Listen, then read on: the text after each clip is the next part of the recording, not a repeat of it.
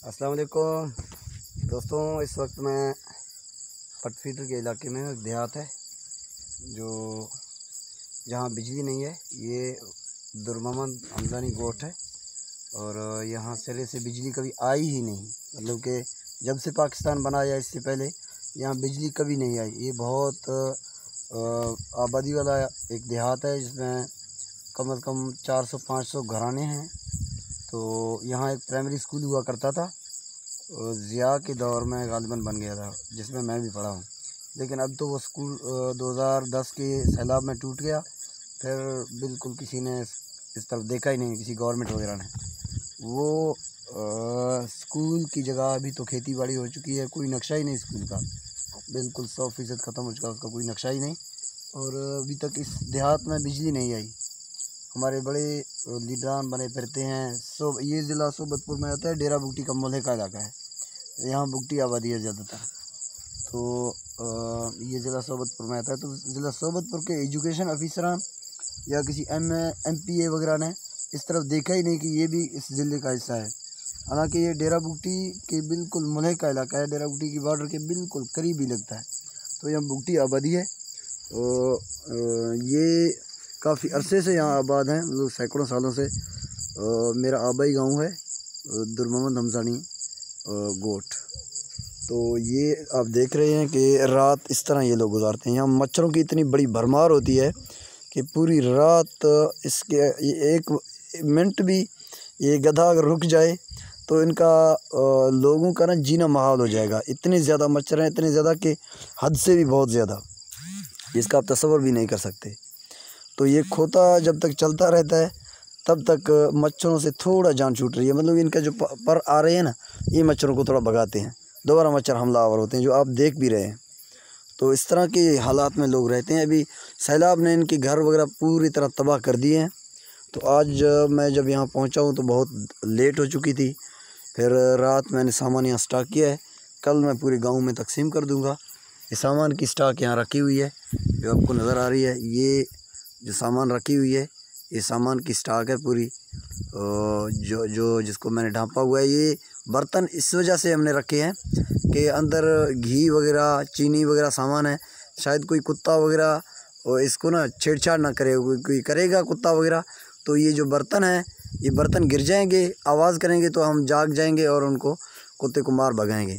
तो इस वजह से इसके ऊपर हमने बर्तन वगैरह रखे हुए हैं। ये पूरा स्टॉक मैं लाया हूँ आप दोस्तों की जो इमदाद है उसकी रकम से। रात में यहाँ गुज़ार रहा हूँ, सुबह इंशाल्लाह ऐसी तकसीम करूँगा। यहाँ रात गुजारना बहुत मुश्किल तो है, लेकिन क्या करें, ये लाजमी है कि जो हक़ है वो हकदारों तक मिल जाए। अभी रात को मैं तकसीम नहीं कर सकता क्योंकि कुछ लोग सोए हुए हैं, कुछ पता नहीं कहाँ होंगे। इस तरह हालात बेहतर नहीं है, रास्ते ख़राब हैं, रास्ते में बहुत ज़्यादा पानी है। तो कल सुबह इंशाल्लाह मैं इसको तकसीम कर दूँगा। तो आज मैंने यहाँ स्टॉक किया है अपने रिश्तेदार के घर, तो कल इंशाल्लाह ये पूरी स्टॉक तकसीम होगी। रात मैं हूँगा, ये मच्छरें होंगी और ये गधा होगा।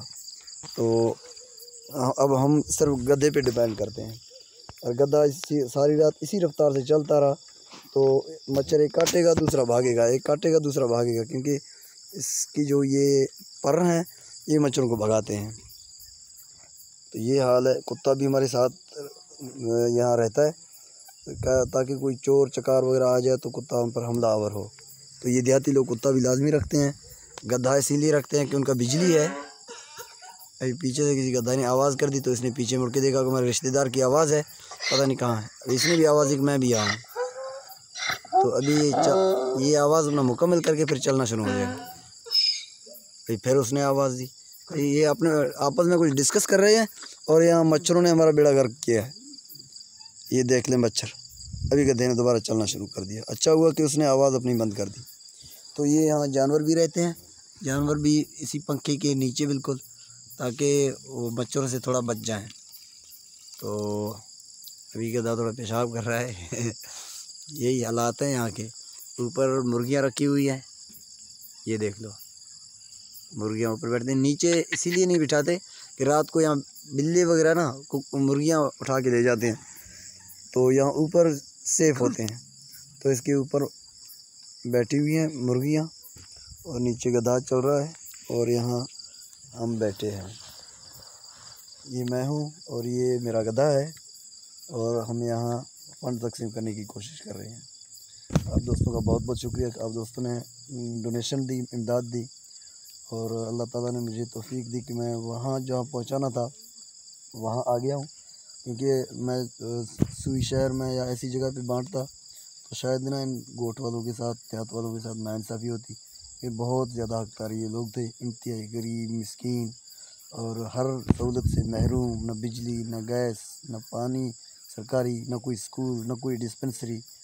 तो इस वजह से मैंने ज़रूरी समझा कि ऐसे इलाकों को इमदाद पहुँचे जिसको एक तो सैलाब ने बर्बाद कर दिया और दूसरा ये लोग पहले भी इनकी ज़िंदगी बर्बाद ही है। तो ऐसे लोगों तक इमदाद थोड़ी बहुत पहुँचे तो उनकी दिल भी खुश होगी और दुआएं भी दिल से ही देंगी। तो अल्लाह ताला आप लोगों को भी आबाद रखे, खुश रखे। आप लोगों ने जो इमदाद दी, तो मैं चाहता हूँ कि आप लोग इन लोगों के लिए मज़ीद इमदाद दें। तो मेरी तो ख्वाहिश है कि इस गांव के जितने भी लोग हैं, एक कुंबा होता है यहाँ, एक जॉइंट फैमिली होती है, मतलब कि एक वालिद है, उनके 4-5 बेटे हैं जो शादीशुदा हैं, तो सारे एक साथ रहते हैं, उनकी बहुएं, उनके बच्चे वगैरह, एक बहुत बड़ा कुंबा होता है। तो मेरी ख्वाहिश है कि इस हर कुंबे के लिए एक पक्का कमरा होना चाहिए, आप दोस्तों की मदद से या किसी की मदद से, क्योंकि यहाँ पक्का कमरा किसी का भी नहीं है। ये 400-500 जो घर हैं किसी का भी नहीं है, ना किसी की वाशरूम पक्का, ना किसी का घर पक्का, एक कमरा भी नहीं।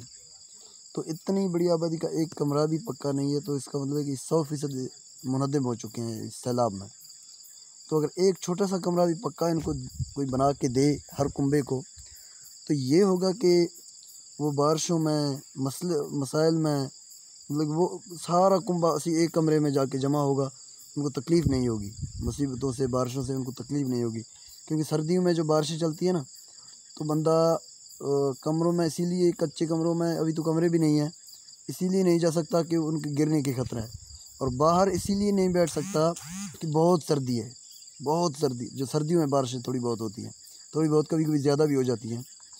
तो ये लोग इस वजह से बड़ी तकलीफ़ में हैं। अगर दोस्तों में से कोई भी इस तरह हो कि कोई एक बंदा एक कुंबे के लिए छोटा सा एक कमरा डोनेट कर दे, जिसमें जितना भी ख़र्चा हो, कोई बंदा मेरे साथ आए या एतवार करे, तो मैं हर जो बंदा भेजे तो वहाँ मैं ख़ुद जाके मटेरियल ख़रीद के लाऊं, कमरे की बुनियाद रखूं, जो छोटा सा कमरा हो, बेशक 10 बाई 10 हो, 10 बाई 12 हो, 10 बाई 10 हो, इतना छोटा सा कमरा हो, तो एक कुंबे के लिए एक कमरा हो। तो वो ये लोग ये करेंगे कि जब बारिशें हों, सैलाब हों और कोई ज़लज़ला टाइप शुरू हो, कभी कभी ज़लज़ले आ जाते हैं, तो इन लोगों को कोई रहने के लिए घर नहीं होता। वो ये लोग धूप में पड़े रहते हैं उनके खौफ से, 1-2-3 दिन तक। ज़लज़ला थोड़ा सा भी एक दिन झटका दे तो ये 10 दिन तक इन्हीं कमरों में नहीं जाते जो कच्चे कमरे हैं। उनको पता है कि थोड़ा सा झटका हमारे घरों को मलिया मेट कर सकता है। तो ये मसाइल हैं। अल्लाह ताला आप लोगों को इंशाल्लाह ज़रूर जज़ाए खैर देगा, अजर अज़ीम अता फ़रमाएगा कि आप लोगों ने जो इमदाद भेजी। और वो इमदाद अभी मेरे पास यहाँ रखी हुई है, ये जो सामने स्टॉक है, इस पर बर्तनें रखी हुई हैं, ये पूरा स्टॉक आप दोस्तों की इमदाद का सामान है। सुई में तो मैं बांट चुका हूँ, लेकिन यहाँ मैं लेके आया हूँ, ये कल इंशाल्लाह बांटूँगा। ये पूरी स्टॉक कल पूरी गाँव में इंशाल्लाह बांट दूँगा मैं, क्योंकि वहाँ जो चीज़ें हैं उनके अलग अलग मैंने वो लोथियाँ बनाई हैं, थैलियाँ, तो वो इंशाल्लाह पूरी गाँव में बांट दूँगा कल।